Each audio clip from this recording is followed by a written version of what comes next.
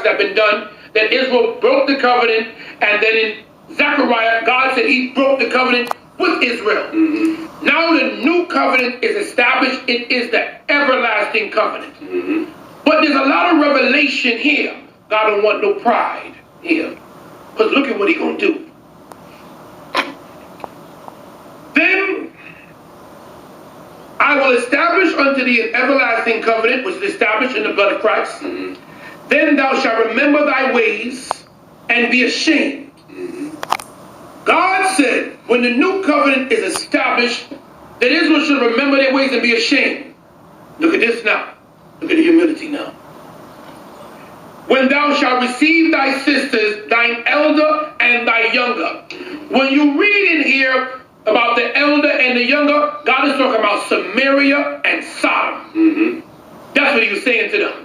Meaning under the everlasting covenant, you're going to receive your sisters. You're going to end up having to receive the Samaritans like Christ spoke to the Samaritans. And you have to receive Ham's seed into this everlasting covenant because God said you should be ashamed.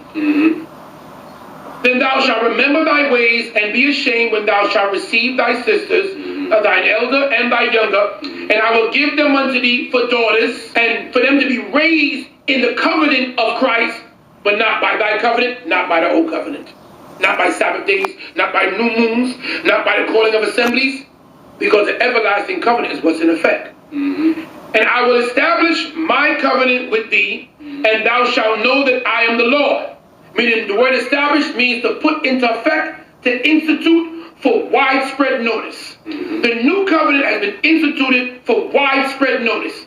In that he said, for new covenant, he hath made the first old. Now here, that thou mayest remember and be confounded, and never open thy mouth anymore because of thy shame when I am pacified toward thee. Now let me read it again. God is saying when the new covenant is established, he wants Israel to remember how they were unfaithful under the old covenant. Remember their sins. Remember what they did wrong.